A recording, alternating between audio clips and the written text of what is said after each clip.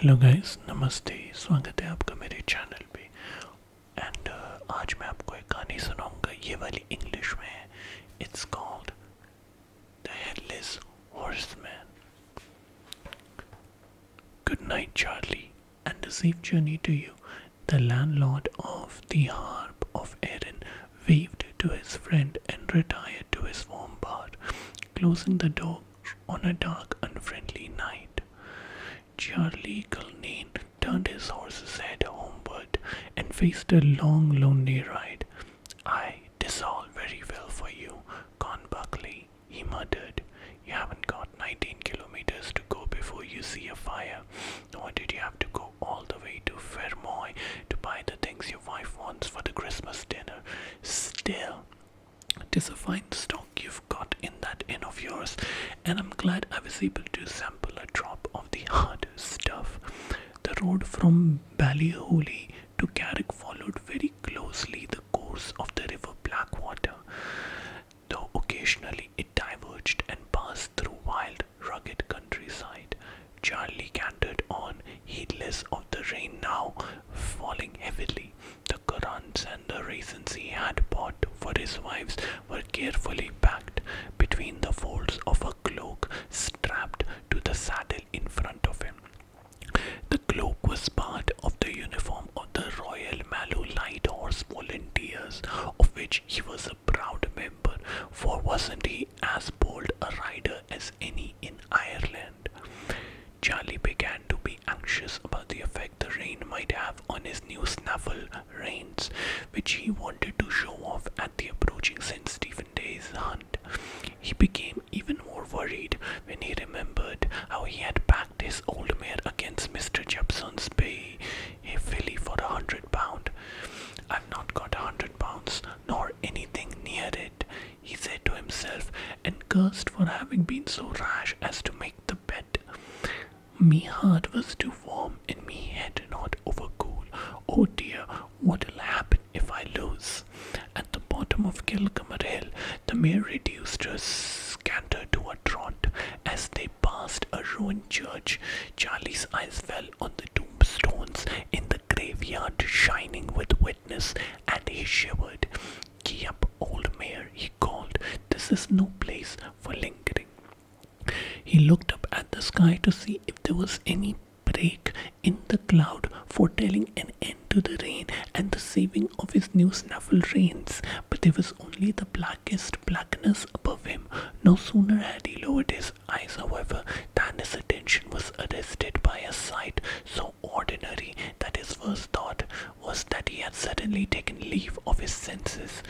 Running just ahead of the mare was a large horse. No, Charlie realized with a gasp, the head of a large horse with short cropped ears, large open nostril, huge eye, and no body.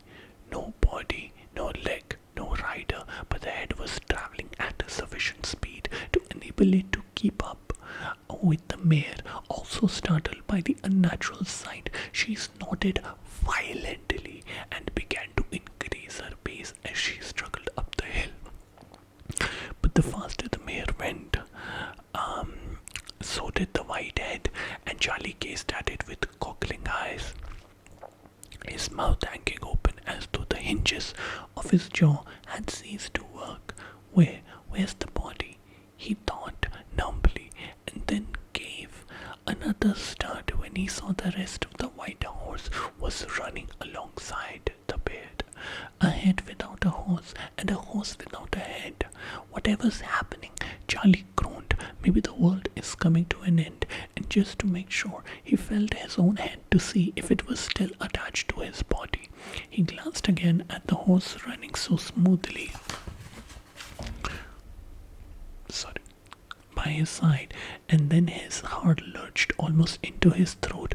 "Holy saints," he grasped. "Will this nightmare ever end?" For now the headless body had a rider, a man who looked to be over 2 meters tall and who was dressed in a scarlet hunting coat of a very old-fashioned cut. It reached to the saddle, and there were two huge shining buttons on the tails. This is the man, by the way.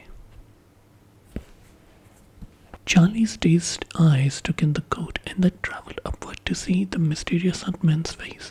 He peered through the darkness intently, but it was a full minute before the horrid fact was plain that there was nothing to see above the figure collars. Not only was the horse headless, so was its rider. Charlie almost fell off his mare, something he had never done before in all his years of riding. May the saint preserve me. A horse without a head without a horse, and now a man without a head. Ah, it's too much for me poor mind to take in, that it is. But more was to come to befuddle Charlie's wits, for the headless rider suddenly spoke. "Look again, Charlie Culmain," it said hoarsely, "and you see you've made a mistake." Charlie looked in the direction from which the voice had come and saw, under the figure's right arm, the head which should have been on its shoulder. The face was ashy pale, the skin stretched over it like the parchment of a drum. Two fiery eyes were gazing at him, and a mouth that reached almost from ear to ear was parted in a horrid grin. The head was stopped by matted hair hanging in greasy locks. Although Charlie had the reputation of being one of the bravest men in County Cork, it took all his courage to prevent him from yelling at the top of his voice for help, which he knew would not be forthcoming. The horseman, without the aid of whip or spur, and disdaining the use of stirrups,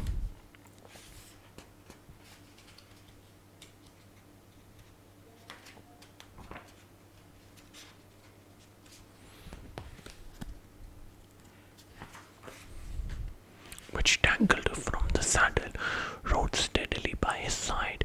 Sometimes the head was hidden in the fold of the coat, sometimes it appeared all in its horror as the horse's movement caused the arm to move to and fro. The silence of the night was broken only by the clattering of hoofs and the sound of distant thunder rumbling over the hill as both horses trotted purposefully forward. After a time, as the headless rider seemed to have no evil intention towards him, Charlie, being naturally of a talkative disposition and having become a little more reconciled of the strange situation, plucked up his courage to address him. "Your Honour rides mighty well without the stirrups," he observed. What he wanted to ask was why he carried his head in such an unusual position, but he thought he would lead up to the subject gradually so as to not anger or annoy the apparition beside him. "Humph," he growled, the head from under the horseman's right arm. It was not an encouraging beginning, but Charlie decided to ignore the brusque answer, so he cleared his throat and tried again. That's a mighty fine coat your Honour is wearing, though it's a little too long in the waist for present taste." Said the head again. Charlie wondered what on earth he could talk about that the horseman would find more to his liking. "'Tis a sensible head, at any rate," he thought, "for 'tis plain enough that it doesn't care for flattery." He racked his brains for another topic of conversation, and though he thought he would make a comment on the headless horse jogging alongside his old mare, and as he was considering to be very knowledgeable about horses, he felt more hopeful. "To be sure, that's a brave horse your Honour rides," he observed. "You may say that with your own ugly mouth," the head growled.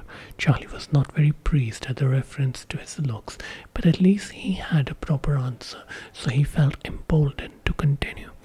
"Maybe your Honour wouldn't be thinking of riding him across the country." "Try me, Charlie Culmain, just try me," said the head, and a look of ghastly pleasure spread over the face. "Faith, I'd like to do that willingly," replied Charlie, "but I'm afraid of laming my old mare, the night being so dark. What more, I've got £100 on her for St. Stephen's Day hunt, and I want her to be in good shape." "Will you take my word," the head went on, "that if we have a race your mare will come to no harm?" The voice sounded so confident that Charlie's doubt disappeared. "Done," he cried, and dug his heels into the mare's flank. So away they went, the old grey mare and headless white horse, flying like birds over every obstacle, ditch and wall, hedge and bush. Never had the old mare galloped so fast, even in daylight. It was as if she had swallowed some magic potion that had lent wings to her hooves. Soon she had passed the white horse and was drawing steadily farther ahead, though the bodiless head was still in front of her and seemed likely to remain so. Suddenly the voice called out, "Charlie Coleman, stop! Stop, man, I tell you." Charlie pulled up hard, and the headless horse reached his side. The mare was panting and snorting, but the white horse never made a sound. "You will always beat me by a head," Charlie said in disgust, "because your horse's head isn't attached to its bolty. But if we were racing neck and neck, just as my old mare will be with the bay filly, then I'd beat you hollow." The head became quite talkative when he heard this, and said in a friendly tone of voice, "Charlie, you have a stout heart, and you're a good rider. You're proof beyond any doubt. You're the sort of man for my money. Now you shall hear my story." "Ah," said Charlie, pricking up his ear, "I felt sure you would have one, Your Honor." "100 years ago," said the head, "my horse and I broke our necks at the bottom of Kilcomer Hill, and ever since then I've been trying to find someone who would dare to ride with me as you have done, but I've never succeeded until tonight. If you will always ride so bravely, never balking at a ditch, nor turning away from a stone wall, then the headless horseman will never desert you, and your mare will never let you down." "Thank you kindly," Charlie began, looking at the head to see if it had been in earnest, but he stopped with a gasp. The head was not under the arm, but snugly lodged in the huge pocket of the horseman's scarlet hunting coat. When he had torn his astonished gaze away from the bulging pocket, his senses were rocked by another sight. The horse's head was no longer moving steadily in front of the mare, but was rising perpendicularly in the sky, and the rest of the horse was climbing after it. Soon the white horse and its scarlet-coated rider were but faint blotches high up in the sky, and after a few moments had disappeared altogether. Charlie remained open-mouthed for several minutes, lost in a mixture of perplexity and wonder. The driving rain, the ingredients for his wife's pudding, the new snaffle, all were forgotten. For the rest of the journey, he rehearsed the story he would tell his friends and neighbor as soon as he arrived home. He did tell his story first to his wife, but she was more concerned about her currants and raisins than to all neighbor, than to friends in the village, and then at the St. Stephen's Day hunt to anybody who would listen.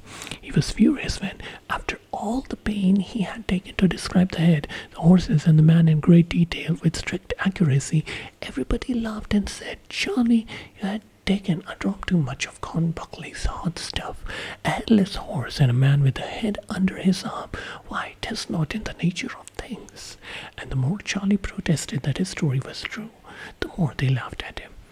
All the same, Charlie sold a grey mare beat Mr. Jepson's bay filly by 3 lengths, and Charlie pocketed the £100. Feeling the golden coins jingle pleasantly as he rode home, Charlie said to himself with a chuckle, "They may not believe me, but if I didn't win the race with the help of the headless horseman, then I don't know how I did it."